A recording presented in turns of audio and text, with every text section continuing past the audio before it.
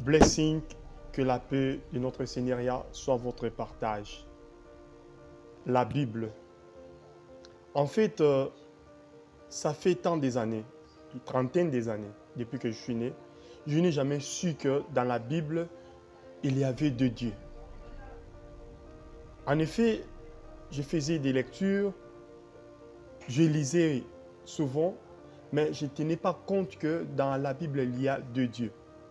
Voilà, Dieu et Seigneur Dieu. Je ne faisais pas l'attention que Éternel Dieu ou Seigneur Dieu et Dieu. Donc, ce sont des divinités différentes. Donc, je ne faisais pas souvent l'attention. Donc, Bible, le mot Bible. Donc, bu veut dire deux, bu, les redoublements, bleu. Voilà. C'est un peu subtil, mais c'est ça, c'est leur jeu. Bible, bu veut dire des, bleu veut dire belle ou balle. Balle veut dire Dieu. Voilà. Donc, le Dieu qui a créé dans le Genèse 1, ce n'est pas le même qui a créé au Genèse 2. Parce qu'au Genèse 1, c'est Dieu. Au Genèse 2, c'est éternel Dieu. D'autres versions, Seigneur. Voilà. Donc, Dieu et éternel, ce ne sont pas le même Dieu. Voilà. C'est très compliqué, mais si on ne t'explique pas, tu n'auras pas moyen de comprendre. Donc, c'est très compliqué. C'est pour cela, la Bible, c'est un livre le plus imprimé au monde.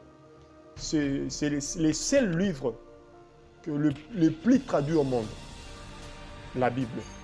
C'est pour cela on oblige le pasteur de recourir aux textes originaux afin de comprendre le mot, l'idée ou la pensée de l'auteur. Que veut dire ces mots afin de trouver la pensée du Créateur. Voilà. Donc, c'est souvent, on dit que c'est Satan qui a réécrit le livre. Les prophètes ont parlé, voilà. Mais c'est Satan qui a réécrit, voilà, la Bible.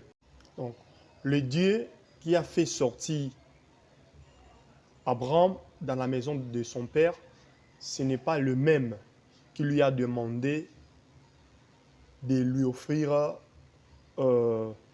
Isaac comme sacrifice.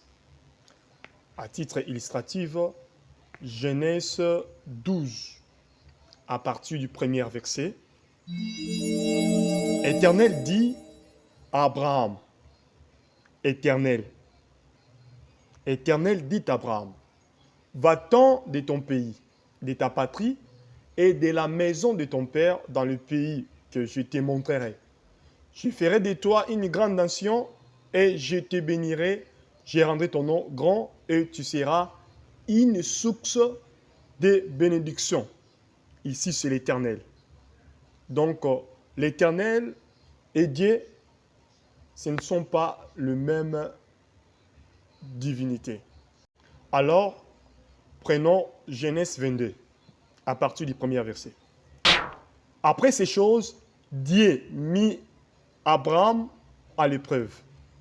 Éternel ne met jamais une personne, ou soit ses enfants, dans l'épreuve. Ok?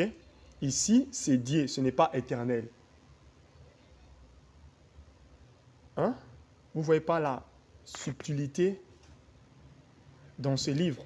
Après ces choses, Dieu mit Abraham à l'épreuve et lui dit, Abraham, et lui répondit, me voici.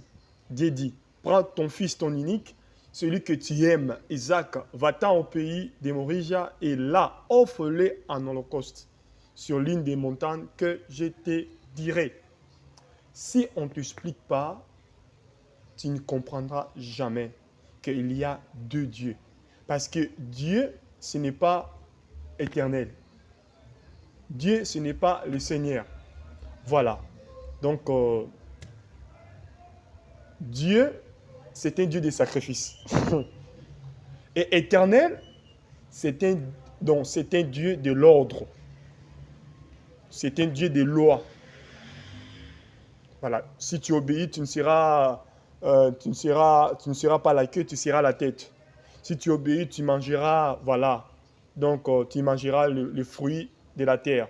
Si tu obéis, euh, je donnerai la pluie dans votre pays ou soit dans votre terre. Mais Dieu veut des sacrifices. Il faut crier, il faut gêner, il faut faire tout. Mais on verra ça. Soyez bénis.